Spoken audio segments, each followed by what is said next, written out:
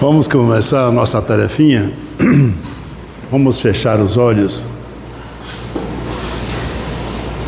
Fechar os olhos significa trazer o seu pensamento, a sua atenção para o seu interior,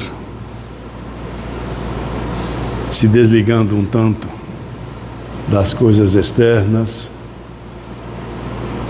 para contemplar a paisagem íntima que, tanto quanto esse planeta, iluminado por este sol maravilhoso desta manhã de domingo, que a tudo ilumina, trazendo energia renovadora a todos os recantos. Mas nesse mundo, nessa paisagem interior,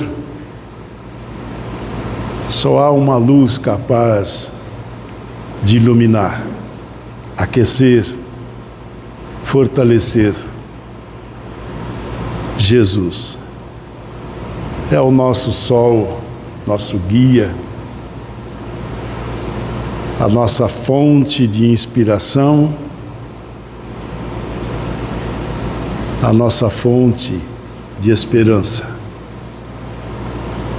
Então deixemo-nos envolver por Ele, que envia os seus pacotinhos de amor a cada um de nós, através da espiritualidade amiga desses companheiros queridos que se achegam a nós, trazendo também a sua contribuição, para que tenhamos uma manhã de reflexões e possamos nos fortalecer diante da vida. Que essa paisagem interna maravilhosa que todos nós temos possa ser iluminada, possa ser fortalecida por essa luz maravilhosa. Muita paz e alegria a todos nós. Que assim seja. Muito bem. Só um recadinho. As pessoas que vieram para fazer o atendimento fraterno, que buscam o atendimento fraterno, por favor, se dirijam ao pessoal lá no fundo, se já não se comunicaram, porque às vezes vem, mas não sabe como é o esquema de trabalho e às vezes fica sem saber com quem que eu falo, como é que eu faço, Nós temos aos domingos de manhã não só a palestra, mas também o atendimento fraterno, que é igual o que a gente faz na quarta, na quinta-feira. E também temos a evangelização.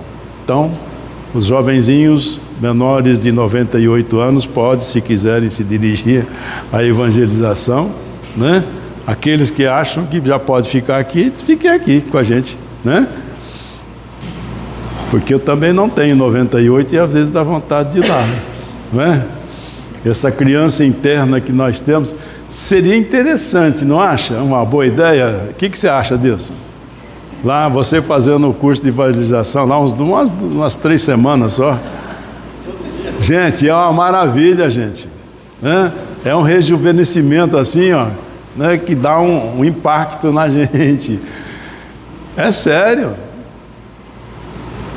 Ontem nós fizemos aqui uma brincadeira com a molecada do projeto. Ligamos o sistema do bombeiro ali. Foi 10 mil litros de água. E daqui de cima a gente jogava água em todo mundo lá embaixo. Foi uma baderna federal, Quem mais se divertiu foi justamente os adultos, os grandão. A molecada, é claro, não precisava nem falar. Mas é uma alegria danada.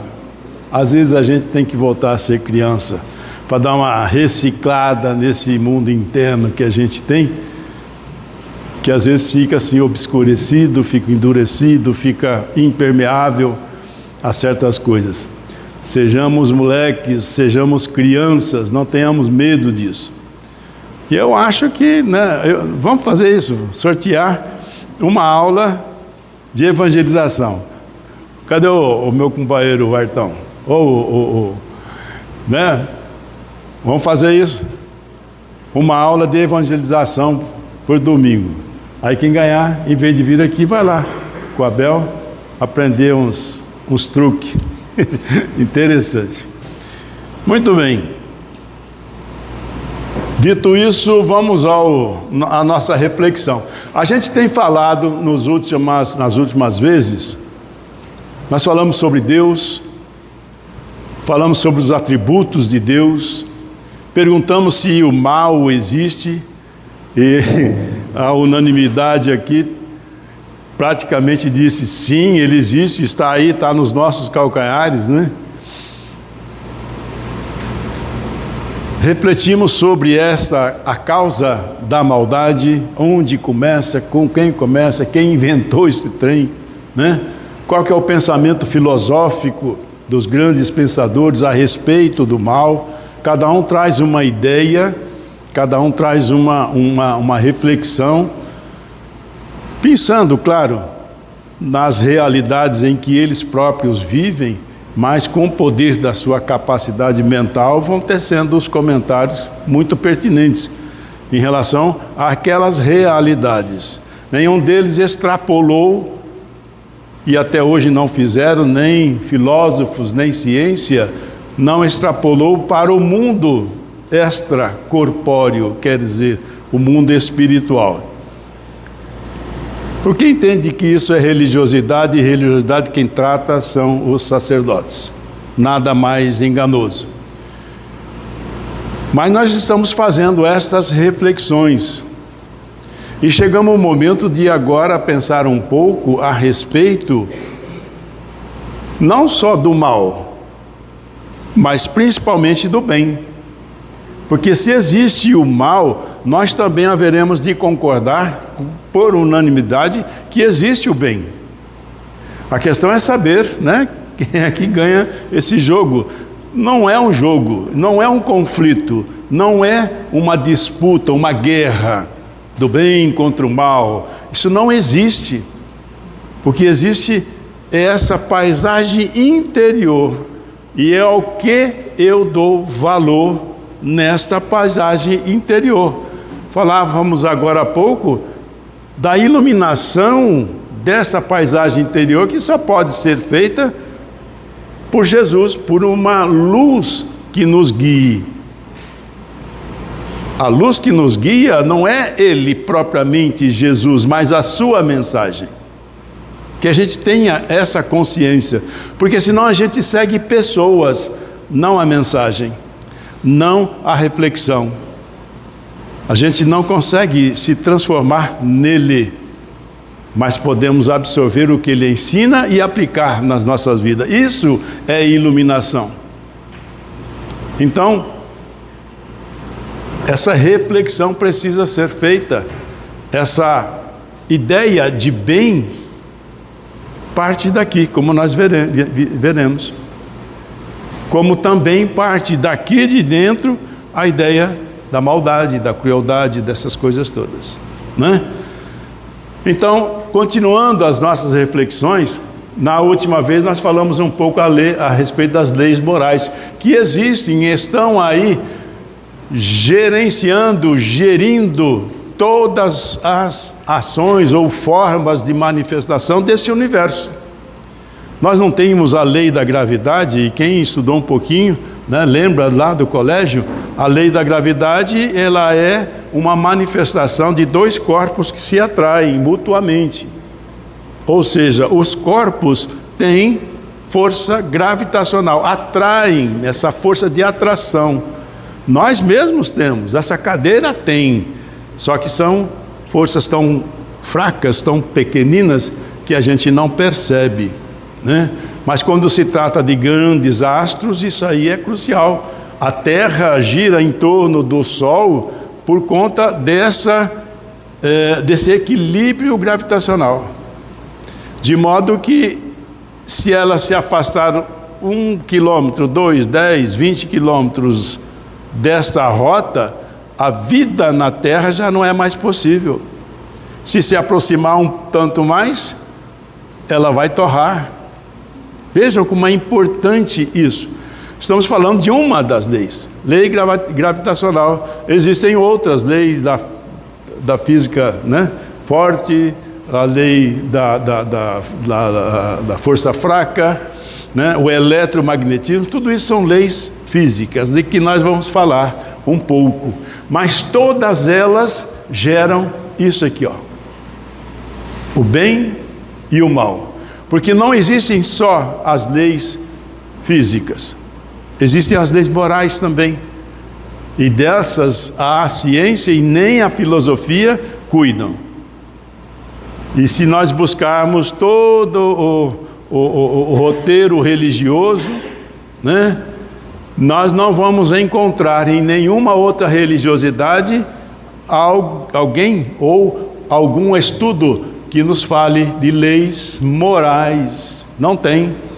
Podem tangenciar, podem se referenciar a uma ou outra coisa, mas não como o Espiritismo faz, o que nós vamos explicar um pouco mais. Tá joia? Então, só para relembrar, o que é infinitamente sábio, justo e bom, nada pode produzir que seja mal e injusto. Ponto pacífico, não é? Nós estamos falando de um dos atributos de Deus. Se Deus não for infinitamente bom, sábio e justo, Ele não é Deus. E uma entidade, ou uma força, ou um pensamento assim, só pode gerar coisas boas. O mal que observamos não pode ter nele, Deus, a sua origem. Isso é ponto pacífico. E concluímos, então, que sendo o ser humano injusto, mau e não tão bom, né? Não é sábio, aí ele pode gerar maldade. Nas outras oportunidades a gente refletiu sobre isso e chegamos a essa conclusão, que em verdade quem gera a maldade somos nós mesmos. E depois, numa outra oportunidade, a gente fez a reflexão de como essa maldade é gerada. Mas já passamos dessa reflexão e vamos para adiante. Kardec, na sua formulação aos espíritos, porque ele trabalhava assim, existia a comunicação dos espíritos e ele fazia perguntas. E perguntas e mais perguntas, comprovava as respostas com outras informações vindas de vários lugares, e aí ele tirava uma reflexão que ele entendia como verdadeira. E ele perguntou aos espíritos: que se deve entender por lei natural? Porque ele se interessou em saber das leis físicas, das leis naturais. Para perguntas sobre as leis de um modo geral, foi um pulo. E olha o que eles responderam: é a lei natural, é a lei de Deus. Da forma como que cada um entenda Deus, ele promulgou, formulou desde da criação as leis que regem esse mundo. Tanto o macro, o universo inteiro, quanto o micro, o menor, né? O menos que o átomo, e daí por diante. O que difere entre uma coisa e outra é a força, né? As condições do ambiente em que essas leis atuam, mas elas são iguais e justas e aplicáveis em todos os recantos do universo, na nossa intimidade e fora dela, longe de nós e ao nosso redor. É tudo igual. Leis que regem a condutas dos seres humanos, que regem a conduta dos astros, da matéria em geral. Então ele diz, é a única verdadeira para a felicidade do homem. Indica-lhe o que deve deixar, fazer ou deixar de fazer, e ele só é infeliz quando dela se afasta. Ora, sendo Deus justo, bom e sábio, promulga as leis que tendem ou que visam nos fazer felizes. Ele não é pai? E aí perguntamos, qual pai estabelece dentro da sua casa um ordenamento, digamos assim, que prevê e que busca prejudicar a própria família?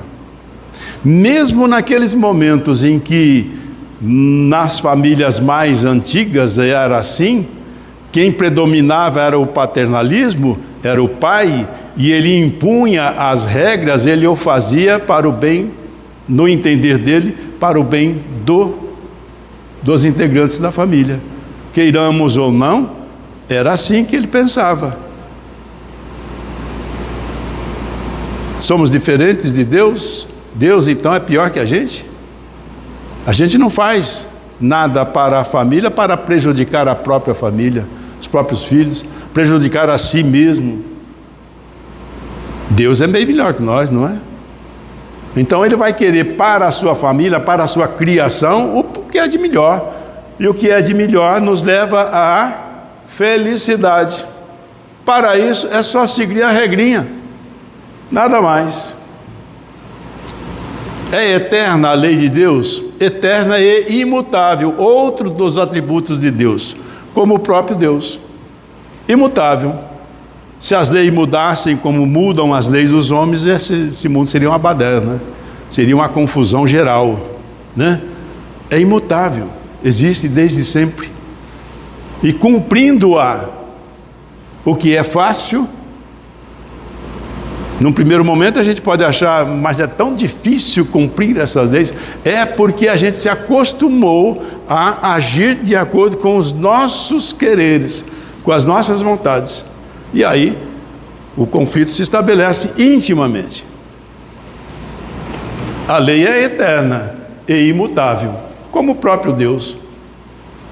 Entre elas, o que podemos chamar de leis divinas, existem as leis físicas, cujo estado pertence ao domínio da ciência, dessas leis que eu estava falando, né? A física, gravidade, eletromagnetismo, força forte, força fraca e tantas outras que os cientistas mal têm condições de pensar, né? Sequer imaginam que existam outras leis para serem descobertas ainda. Elas agem e pertencem ao estudo no domínio da ciência, são as leis físicas. Mas as leis morais dizem respeito ao homem e à sua relação com Deus e os seus semelhantes. Nós não estamos de qualquer jeito nessa vida. Nós não estamos embaralhados e cada um caminha o seu caminho sem que esteja orientado por leis. Eu costumo dizer assim, para a gente fazer uma analogia bem interessante. Vocês já foram num aeroporto, não é? Aqueles que já pegaram um avião e na hora de descer da aterrissagem, você veja que interessante que é. Você olha pela porta, pela janela do avião e vê aquele estradão, né, de luzes do lado, não vê? O que o avião vai fazer? Ele vai descer fora dessa faixa iluminada? Não, ele vai se posicionar e descer ali, suavemente, às vezes nem tanto, né? Mas desce ali, com segurança. Se ele descer fora, o que vai acontecer? Vai capotar, né? Vai pegar casas, vai entrar em lugares desconhecidos e vai levar a dor e sofrimento. As leis divinas são isso, apenas isso. Elas servem para que a gente balize o nosso voo por essas luzes. Elas não são impositivas no sentido de, você errou, você vai pagar agora porque você errou eternamente. Acabou para você. Não. Elas existem como balizadores para nossas decisões. Então, conhecer as leis minimamente é nos nortearmos nas nossas condutas durante a vida, nas nossas decisões. São essas luzinhas que ficam na nossa consciência desde sempre, desde a nossa criação, e que devem nos nortear. Por isso que se diz que quando a gente se afasta delas, nós vamos sofrer. Nós vamos sofrer consequências, né? Então, essas leis morais, elas são tratadas no Espiritismo com muito cuidado. Kardec colocou lá no Livro dos Espíritos, na terceira parte, um rol delas explicando muitas dessas leis. E essas leis não estão escritas em lugar nenhum. Elas foram juntadas ou colhidas pela experiência, pelo tino organizacional de Kardec, pela sua sensibilidade de professor, né? Que Kardec essencialmente era um professor, era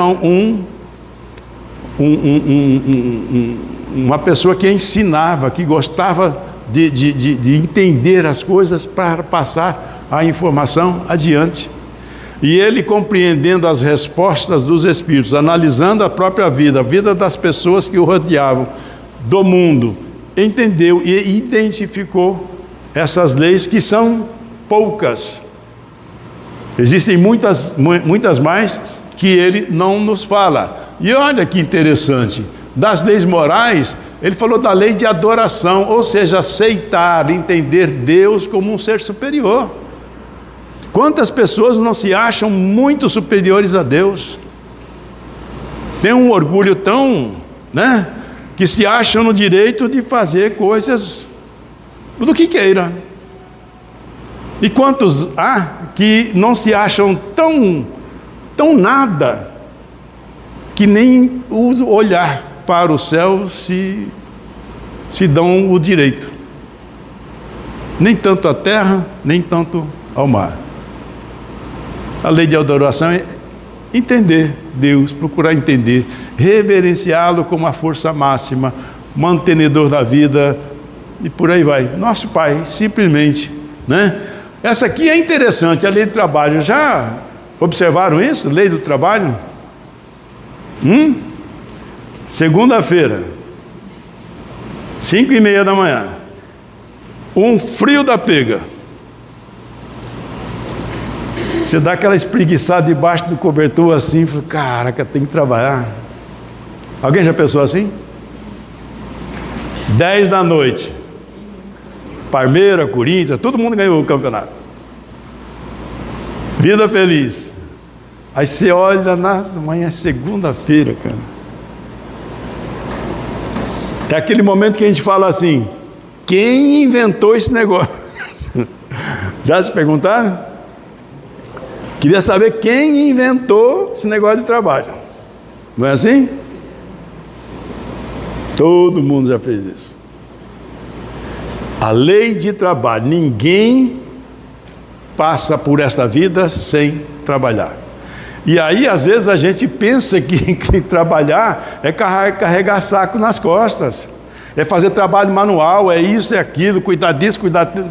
Não é isso. Trabalhar, na definição dos próprios Espíritos, é realizar algo no bem. Isso é trabalho. Tudo que você faz que realiza para a maldade, não é trabalho, porque não te acrescenta espiritualmente. Pode te adestrar um tanto mais a inteligência, porque até para ser bandido tem que ser inteligente, tem que ser esperto, tem que desenvolver certas qualidades e ponto. Mas o bem se traduz pela execução, por fazer coisas boas para si, para o próximo, para o meio em que vive. Isso é trabalho, né? Então, esse trabalho comum que nós temos, ele serve para desenvolver o nosso intelecto, a nossa inteligência e desenvolver as relações interpessoais. É um campo enorme de experiências, né? Então ela existe. Por isso que é obrigado. Tem que comer, tem que vestir, tem que passear, né? Tem que fazer, estudar, enfim, tudo isso custa. Din-din. O din-din se consegue trabalhando. Por isso a impressão que passa para a gente que a nossa obrigação é trabalhar. Não é exatamente isso. Reprodução. Se a gente não se reproduzir, 50 anos, acabou a humanidade. Não é mesmo? Todo mundo parou. Abstinência total. Daqui 50 anos, não tem mais humanidade. Não tem um ser humano na face da Terra. É da lei, é necessário. Conservação, conserve o que tem de bom, né? E da destruição, destrua o que tem de ruim. Quantos de nós não tem nessa intimidade energias, conceitos, preconceitos que ainda nos atrapalham e que são absolutamente prejudiciais a nós mesmos? E a gente percebe isso. A gente percebe isso. É preciso destruir isso. Por isso que às vezes a gente passa por experiências dolorosas, porque a gente não quer se desfazer de certas coisas. E aí a experiência vem e pega pesado, porque a lei de destruição está falando para você: vamos mudar isso? E você não quer. Você bate o pé: eu não quero, né? Do ponto de vista externo, uma situação bastante próxima e que pode nos ajudar a entender isso. Quem tem aquele quartinho malfadado no fundo de casa? Hã? Ninguém, né? Tem? Já limpou, Nilo? Não, né? Aquela gaveta bendita que tudo que você enfia lá dentro. Tem? Hã? Muda de assunto. Pois bem, o nosso íntimo é mais ou menos assim. A gente vai guardando essas bobagens todas. Um dia eu vou usar. Isso é a maior mentira que já existiu, gente, né? Um dia eu vou usar. Um dia isso aqui vai ser útil. Você vai morrer, aquilo lá não vai ser útil para ninguém. O dia que você morrer, você pode ter certeza, no outro dia tem gente chegando e derriçando tudo, limpando a área. Tem ou não tem? Tem, e tem que fazer isso. E aí você, espírito, vai ficar lá esperneando, bufando de raiva, porque estão mexendo nas tuas coisas. Isso é vida, gente. Então é preciso mexer esse caldo, essa maneira, essa dinâmica de vida, deixar-se impermear. Quando eu falei, nós combinamos aqui, Gracinha. Nós combinamos aqui. Todo domingo a gente vai fazer um sorteio. Agora, entre os livros e as gravuras, vamos sortear um dia de aula lá na evangelização, né? Que é para chacoalhar isso daí, cara. Sentar com a molecada lá e fazer aqueles desenhos que eles fazem. Tentar entender o que ele quer dizer com aquilo. Tenta desenhar, botar no papel e entender o que você próprio desenhou. A gente não entende. Por que não entende? Porque nós estamos amarrados nesse quartinho, nessa gaveta cheia de tranqueira, cheia de coisa, pensamentos. Nossa Senhora, meu Deus do céu. O pensamento às vezes é uma... Deixa eu ficar quieto, senão eu vou falar bobagem aqui, né? Mas já repararam que às vezes a gente envereda por uns pensamentos assim, que depois, se você tirar uma cópia daquilo, daqui 10 anos, passa de novo falando: meu pai do céu, eu pensava isso mesmo? Pensava. Você queria matar fulano, você queria pegar ciclano, você queria ir para a lua, queria fazer um monte de coisa, né? Tudo isso são coisas que a gente vai juntando, vai agregando, né? E precisa de uma repaginada. Precisamos fazer isso. Esse sol bonito aqui que a gente está presenciando, nada mais é do que o equilíbrio da natureza. Não está tudo em paz? uma brisa legal, gostosa. Se estivesse em desequilíbrio, o que ia estar acontecendo agora? Aquele aguaceiro, os trovões, relâmpago batendo, aquela coisa toda. O que são isso? Conflitos das forças da natureza se alinhando, se colocando em harmonia. Essa é o mote maior das leis divinas. Colocar tudo em harmonia, em ordem, em paz. Não é à toa que Jesus falava: sede mansos, sede cordatos, humildes, pacíficos. Ele sabia do que falava, né? E temos outras da sociedade, do progresso inevitável que todos nós vamos passar, de igualdade. Se nós não nos entendermos como seres iguais, pertencentes a este mundo, vivendo essa mesma vida, filhos do mesmo Pai, sob as mesmas leis, tendo as mesmas necessidades, que eu não sou melhor do que ninguém, ninguém é melhor que eu. Igualdade. Nós vamos viver muito melhor, muito melhor. Liberdade. Eu preciso ter liberdade para agir, porque é através do erro que eu aprendo. Ainda é assim. Diz-se que o ser humano inteligente é aquele que aprende com os próprios erros. Não é? Aprende com os próprios erros. O sábio aprende com o erro dos outros. Portanto, ele não sofre. Ele vê o outro está cometendo o erro e a consequência. Eu não quero isso para mim. Já evita.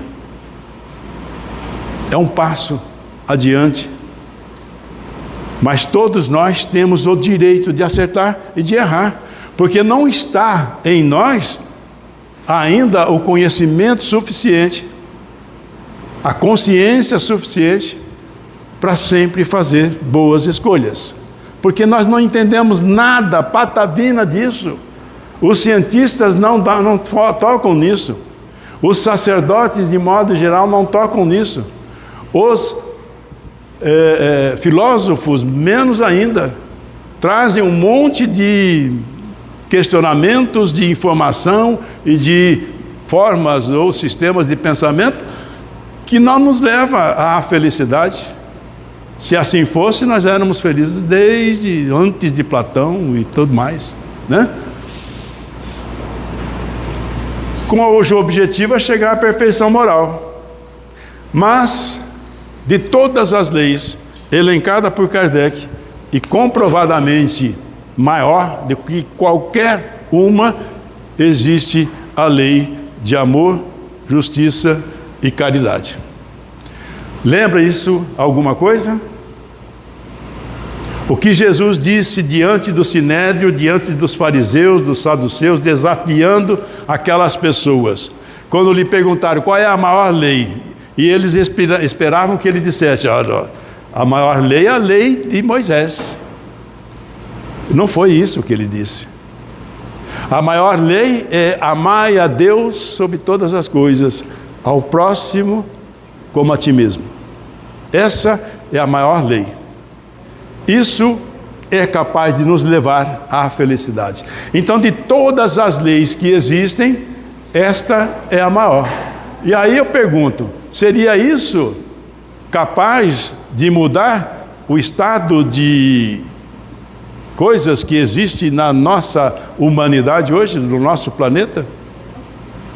Eu diria que é a única coisa capaz.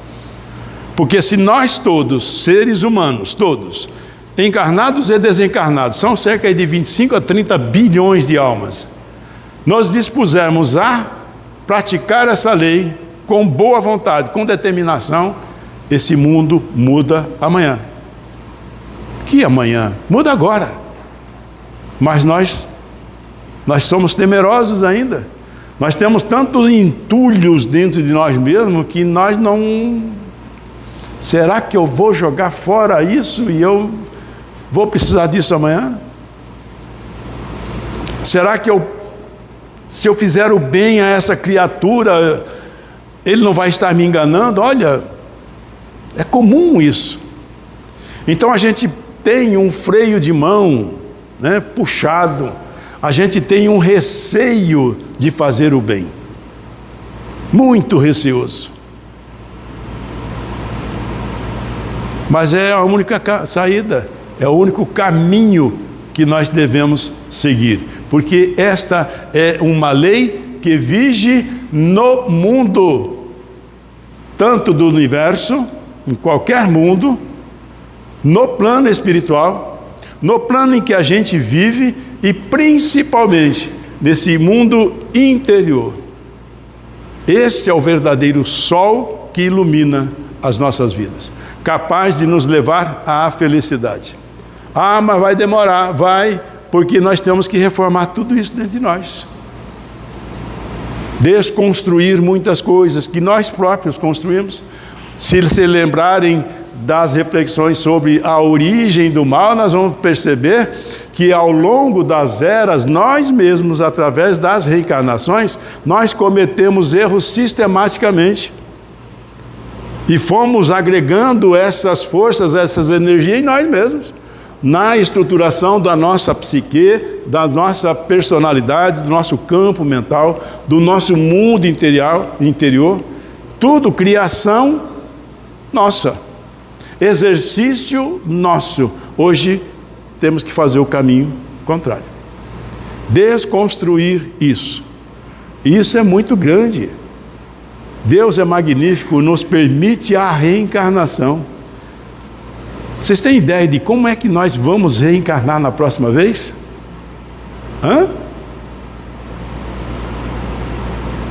Vai ser bom demais, gente. Vai, porque a gente vai saber essas coisas. A gente vai entender essas coisas. Nós vamos ser capazes de mudar esse mundo com mais facilidade, mudando o seu mundo interior. Porque se hoje a gente não compreende direito, nós temos a alegria de estar aqui, refletindo sobre isso. A gente desencarna, vai para o plano espiritual, vai fazer o que lá? Estudar sobre isso, ver as experiências sobre isso, abrir o espaço sobre isso, jogar fora aquele monte de coisas que não precisamos mais, estejamos dispostos a mudar. Já perceberam essa molecadinha que está nascendo agora? Pensa igual a gente? Não. Por isso que é importante a gente ir lá fazer um cursinho de evangelização. Presta atenção no que eles pensam, no que eles falam, de como eles elaboram a ideia. É infantil, é claro, mas vê o fundo disso. Às vezes é muito maior do que nós conseguimos imaginar, né? Então a lei fundamental é essa. Seguir isso, estamos contribuindo para a renovação do mundo. Ah, mas eu faço e eu levo na cabeça, né? Eu faço o bem e alguém me prejudica. É que a gente tem ainda entulhos, né? Tem ainda coisas do passado que precisam ser harmonizadas. Então nós vamos falar um pouco sobre isso. Confiando em si mesmo mais do que em Deus, o homem transforma sua fragilidade em foco de ações contrárias a essa mesma lei, efetuando desse modo uma intervenção indébita na harmonia divina. Então veja, confiando na sua fragilidade, a gente confia na nossa fragilidade, e nós somos frágeis. Uma delas é a ignorância. Nós ignoramos o que é ser bom realmente. Nós ignoramos o que é ser mal realmente. Nós vemos essas coisas horrorosas que estão acontecendo no mundo e ficamos pensando, essas pessoas são muito inteligentes, essas pessoas têm a maldade no coração. Não, essas pessoas são essencialmente ignorantes do que estão fazendo. Porque se soubessem o quanto tem de possibilidade de fazer o bem com os poderes que tem e transformar esse mundo, e um dia vão se arrepender amargamente disso, esse mundo seria outro. O que os move é a ignorância. O que nos move na direção do mal é a ignorância. Quando a gente pensa mal de alguém, nós ignoramos o outro. E às vezes nos espelhamos no outro. Então, a fragilidade maior do ser humano é a ignorância, que leva ao egoísmo, que leva ao orgulho, e aí a gente se encastela e fica preso nesse castelo, esse quartinho escuro, nessa gaveta cheia de coisa. Compreende? Então, essa fragilidade é um foco de ação contrária à mesma lei, efetuando desse modo uma intervenção indébita, ou seja, é como um lago sereno que se joga uma pedra, ele não faz umas turbulências? Quando a gente erra, provoca isso. Quando a gente acerta, também provoca, mas as vibrações são diferentes, né? Isso leva a uma desarmonia divina. Eis o mal. Essa é a maldade. Desculpe. Urge repor os elos sagrados dessa harmonia sublime. A lei, ela se impõe então, pedindo ao autor do mal uma recomposição da harmonia geral. É de responsabilidade de quem gerou. O que vem esclarecer quando Jesus diz a cada um segundo a sua obra. Ou seja, eu cometi o erro, eu é que devo provocar o acerto, a recomposição. Eis o resgate. Então, quando falam, né, no meio espírita ou fora dele, eu renasci com este karma, o que é equivocado, não vamos entrar no detalhe, mas eu renasci com esse karma e vou sofrer esse castigo, né, até o fim da minha vida. Não é isso que está acontecendo. É a lei apenas pedindo para você restabelecer a harmonia divina. Quando eu restabeleço a harmonia divina que há em mim, eu contribuo para o meu redor. E se o outro faz isso também, tudo se harmoniza. É simples, é o resgate, né? Isso quem ensina é Emmanuel. O mal, então, não tem, pois, existência real. Não há mal absoluto no universo. O bem é o único determinismo divino do universo. Determinismo que absorve todas as ações humanas para as assinalar com o sinete da fraternidade, da experiência e do amor. Assinalar com o sinete da fraternidade. Quem já, né, tem fraternidade, experiência, amor, está assinalado pela luz divina. Porque esse sol interior se expande, está marcado, assinalado pelo bem, que é o único determinismo no universo. Ou seja, se há uma coisa que vai acontecer, é o bem. A maldade, sendo criação nossa, dos seres humanos, fica circunscrita a essa humanidade nesta terra, minúscula, pequenininha. É um planetinha azul perdido na imensidão desse universo de trilhões de trilhões de trilhões de trilhões de galáxias. E cada uma delas carregando trilhões e trilhões e trilhões de estrelas, que carregam mais outros trilhões, trilhões, trilhões, trilhões de planetas iguais ao nosso, com a sua humanidade. O que somos nós? Filhos de Deus, antes de mais nada, né?